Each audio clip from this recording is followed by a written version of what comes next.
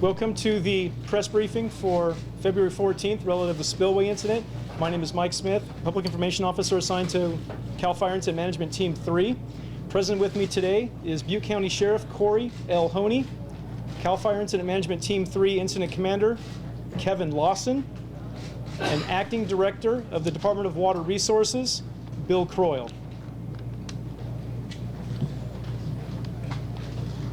Good afternoon, everyone. As you know, my name is Corey Honey, and I'm the Butte County Sheriff. Thank you for all being here today. I apologize for the delay. All I can say about that is the best laid plans, right? I want to begin by saying that the actions of many dedicated, caring, and courageous people on the afternoon of February 12, 2017 resulted in a victory on two fronts and provided a stark reminder that the forces of Mother Nature can create emergency situations requiring swift and immediate action. First, thousands of lives were protected from the looming prospect of a catastrophic failure of the emergency spillway by those who directed and facilitated the rapid and efficient evacuation of thousands of people and animals out of this area. Second, and while those evacuations were taking place, the loss or at least significant damage to the emergency spillway was prevented by those who directed the rapid reduction of the lake's levels to the point where water no longer ran over the spillway. They also ceased the expansion of the massive hole that was developing in front of it. The decisions made that afternoon were among the most difficult decisions that people charged with managing crisis situations are required to make. Having the fortitude to take bold and swift action in tense, uncertain, and rapidly developing situations, emergency situations, is required of those charged with leading. Evacuating the potentially affected areas gave the department of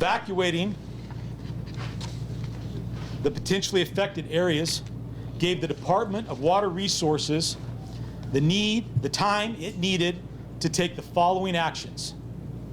1, reduce the level of the lake below the top of the emergency spillway so the erosion to the area in front of it could be halted. 2, deploy subject matter experts to the massive hole that was eroding in the area in front of the spillway so that it could be thoroughly inspected. That inspection, confirmed by those subject matter experts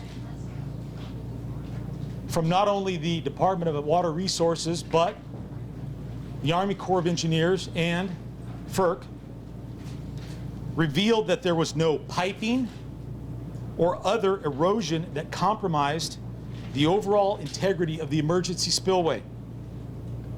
Number 3, increase the release through the primary spillway to 100,000 cubic feet per second in order to increase the capacity of the lake to accommodate future inflow expected as a result of coming storms. This action reduces the possibility that the emergency spillway will need to be used in the future. This appears to be a reasonable and sustainable course of action, as there has been no significant erosion along the east side of the primary spillway. Number 4, develop a plan to fortify the area in front of the emergency spillway against future erosion should its use become necessary in the future by lining it with boulders and concrete. This effort has commenced and is on pace to be completed ahead of future stormy weather. As a result of these actions, the risks that we faced when we initiated those evacuations have significantly been reduced. Taking this into account, the current level of risk, let me start over. Taking into account the current level of risk, the predicted strength of the next round of inclement weather, and the capacity of the lake to accommodate increased inflow associated with those storms, we have concluded that it is safe to reduce the immediate evacuation order currently in place to an evacuation warning. This allows evacuated residents to return to their homes and for businesses in the area to resume operations. An evacuation warning considers the possibility that future inclement weather or increased lake levels or problems associated with the existing damage to the spillway could elevate risks in the future and necessitate immediate evacuations. This is why residents need to be prepared to maintain situational awareness.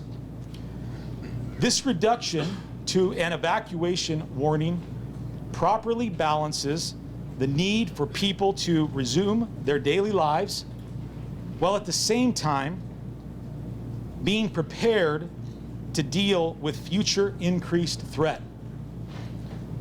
The Butte County Sheriff's Office and the Department of Water Resources, who put the public safety as a highest priority, will continue to monitor the situation very closely, and we will take steps necessary to ensure public safety if necessary. Thank you. And now I'd like to invite Chief Lawson from CAL FIRE up to make his comments. Thank you, Sheriff Honey. Good afternoon, ladies and gentlemen. Kevin Lawson. I'm the Incident Commander for CAL FIRE Incident Management Team 3. CAL FIRE remains in unified command with Butte County Sheriff, Department of Water Resources. This has strengthened the overall effectiveness of the entire incident management that we have going on here. Our agencies are working around the clock in an effort to mitigate all hazards that may threaten the residents in and around Butte County. We stand shoulder to shoulder in an effort to provide safety to those residents affected by this incident. We are in agreement with Butte County Sheriff and support his decision to lift the mandatory evacuation order. CAL FIRE, Butte County Fire, the Butte County Sheriff will be here long term to protect the residents of Butte County. And with that, I'd like to introduce Director Quarles.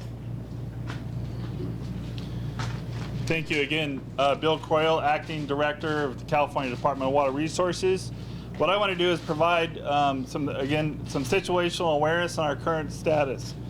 So right now, we are maintaining our releases from our reservoir at 100,000 cubic feet per second.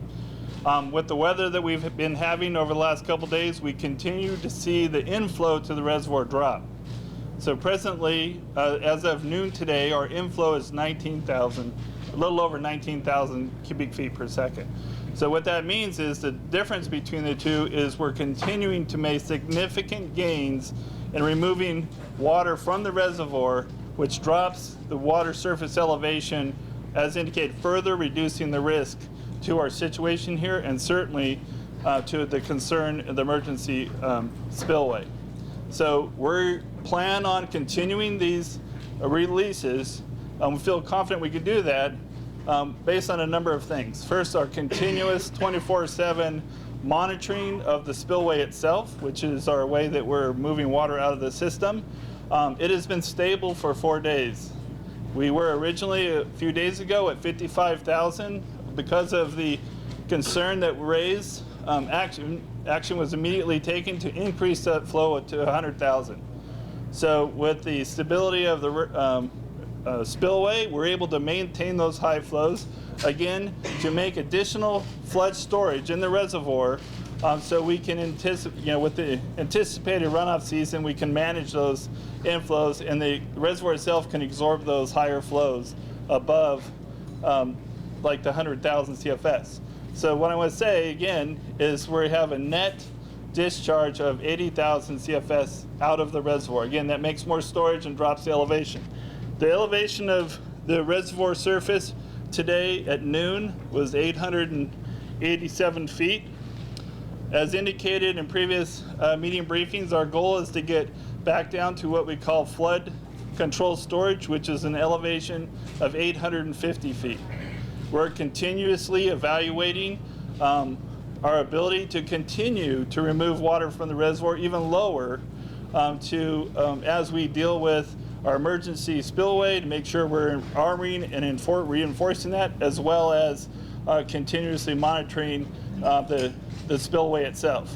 I think an important part of our monitoring and our response strategy is, again, absolutely constant assessment and reassessment to make sure that we're aware and prepared for any potential changes.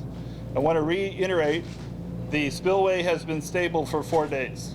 That's important for today, in the coming days, as we see small storms coming in, but really preparing also for the remainder of the wet season.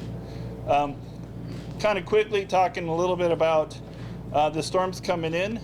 These storms are much smaller than we've seen here this last weekend. The peak inflows are with these storms are below the 100,000 cubic feet per second outflow that we have right now. In fact, they're far lower. So what that means is that we'll see a little small increase in water surface elevation later this week. And I should say that with the existing releases, we should get down to the elevation of 850 feet sometime late Saturday or Sunday, assuming the inflows continuously drop and we don't see any anticipated weather. So with the storms coming in, we believe with the snow level dropping from about 6,000 to 4,000, which will help us, and these high flow rates, that will again make more storage, and the next 4 storms should not threaten really approaching any kind of a threat towards the emergency spillway. At the same time, I want to reiterate, as the sheriff said, we're aggressively attacking the erosion concerns that have been identified. But we're committed to continue not only addressing the concerns that were being identified, where we will, subject to weather conditions, maintain continuous preventative actions to re-bolster that area to the extent that we would have to use that in the future. We have a long spring runoff ahead of us, and we're preparing for that by taking these additional actions to make sure that we have, we continue to withdraw water from the reservoir, but also mitigate the potential to use that emergency spillway. We think that as a whole, again, we've addressed the concern that we identified a couple days ago, but we're also moving to plan for our contingencies as we move through this upcoming spring runoff season. Thank you. We're going to take some questions, limited questions. Please state who your question's for, and herewith we're going to start right over here. Lori Brooks with CBS. There's a question for you, EWR. Congressman Garamendi told us yesterday that it's clear the emergency spillway was not properly designed. Can you respond? I think the spillway was constructed in 1960. That was built to the standards at the time. We're reviewing that information now. We have new information with regard to the overflow at the first time, so we're going to go back and vet that. We have a corrective action and a preventative measure that we're putting in place that we believe that it will further enhance the control structure that's in place to reduce the identified risk that came to light during the erosion. The system is designed as a gravity system. It is in place in integrity. So the concern that was raised was related to erosion. The erosion threat has been addressed, and with additional measures, we believe any future can mitigate it. So the more we can do in that area, we further reduce the risk of any overtopping. To clarify, Right behind you. Jody Hernandez, NBC Bay Area. How long will this, we see all the action out there, how long will that continue for? And can you give us an idea of how much rock has been put there, both by the helicopters and by the trucks? Okay, so that's a good question. Let me quickly give you a couple numerics because I don't know how much rock has been placed, but presently we're about 40 truckloads an hour, about 30 tons of rock per hour is being placed. We have 2 helicopters that are moving about every 1.5 minutes. Again, this is an aggressive, proactive attack to address the erosion concern. There's about 125 construction crews on point. So there's a lot of people, a lot of equipment, a lot of materials moving around from the ground and from the air, right? We're not holding back on addressing this issue, but I want to speak to a little bit what's the future look like. Again, we're drawing down the lake. We're going to aggressively attack the downslope of the spillway. Just to reinforce that, to ensure if we had to use it during a major spring runoff, we can use it. We want to reduce that risk to acceptable levels. We believe it's there now, but we're going to continue to address that. Now, we have to work towards, and we are already bringing our design team together to look at the repair of our infrastructure, right? The spillway has been damaged.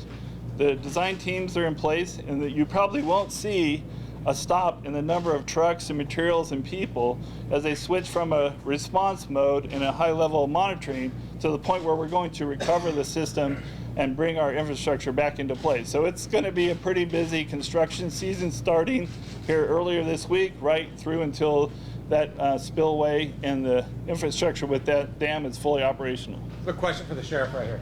Sheriff, to clarify, evacuation warning. Yes. That means everyone can return, but they should be ready. Sheriff, can you to come to leave the microphones, please? Thank you. Should that be necessary? That's exactly right. As you know, there was an immediate evacuation order issued, which resulted in people leaving the area, and we've been keeping them out. But this reduces that to an evacuation warning and does exactly what you said, allows people to return to their homes, allows people to resume their businesses, but we're telling them that they have to be vigilant. They have to pay attention to what's going on, and there is the prospect that we could issue another evacuation order if the circumstances change and the risk increases. Sheriff, right now, they can go back right now. Effective immediately. Right there. Question, we're from the Southern California area, people wondering about the water that's coming down. I know you don't have an exact number, but any idea on how much of that water is actually flowing all the way through the state water project and the various reservoirs versus how much is just going out to the ocean? I can't speak to how much is going out to the ocean. But I kind of want to respond to the wet weather we've had. We're statewide. We went from historic drought conditions to historic wet conditions. In this particular watershed and farther north, we're looking at the wettest year on record. We're not there yet. We haven't broken the record, but we're on track to. But that's consistent actually throughout the Sierras from a water supply point. So when you ask the question, how much this water is going out of the delta to the ocean, there's a lot of water moving around California right now, and we're going to see more water as we get into our typical spring runoff period. Here over the last month, the State Water Project has pumped significant amounts of water across the delta in close coordination with the Central Valley Project, our regulatory agencies, the State Water Board, and others to make sure that we're all complying with our permits, but we have the advantage of a fairly high flow event, not just in the Sacramento, but also the San Joaquin River. So that has allowed both our agency and USBR to fill up, as an example, San Luis Reservoir. We continue to pump at historic high rates. We haven't pumped this much water in the history of the project. But also, we have water moving south from our facilities into other locations throughout the state.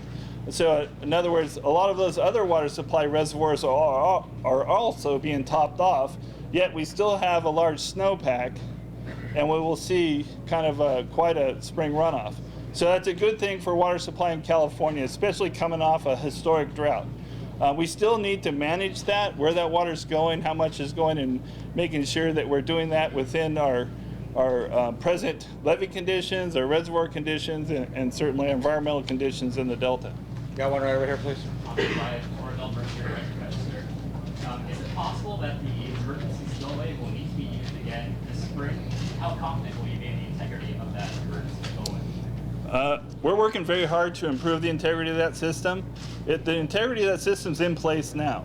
We've addressed the issue that was identified the other night through our surveillance, and all the various technical teams that identified that concern, and we all jumped on that together.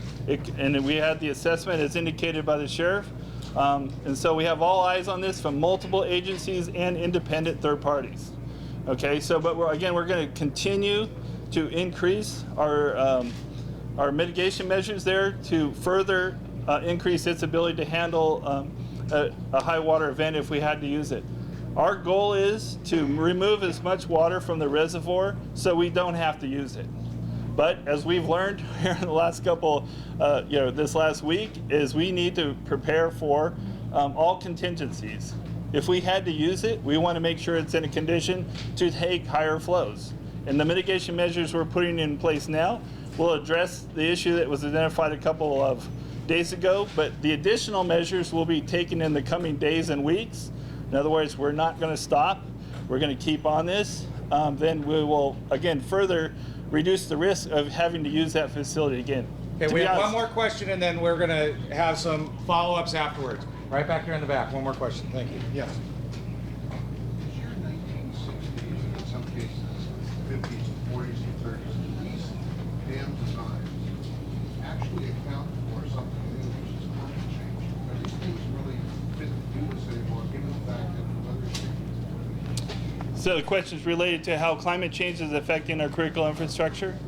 Well, I'm just wondering if these facilities are really adequate to the task. From a climate change perspective, we may see higher flows during some of the events that maybe were a little different based at the time that they were designed. But that's the advantage of some of the new technology that we have. Remote sensing, better weather forecasting, improved communication between the dam operators, the weather service, the river forecasters, and our emergency managers and the public in this regard allow us to make more timely decisions on moving water out of those reservoirs, as an example, if we saw a higher flow event being forecast. So I think within our systems are prepared for any of the nuances that may come with climate change. But as we've seen with the historic drought conditions, things can get pretty dry. We can see very wet weather. Again, getting back to my comment about we're on track. Again, we haven't broke the wettest year on record, but we're on track to. So if we have typical years, we would see that we would break the record for this particular region of the state. So that's a lot of water. We need the water in California, but we're preparing, again, for that contingency so that all of us, as a reservoir operator, as our emergency managers and our law enforcement, and you, the public, are prepared. And that's why it's important to be prepared for the potential, whether it's a dam concern or frankly it's just a runoff concern within the wonderful hydrologic system we have here in California. I know you said one more question, but can you just explain why the weather changed that dramatically from yesterday? That concludes today's press briefing. However, we will have staff available to answer any follow-up questions. Thank you.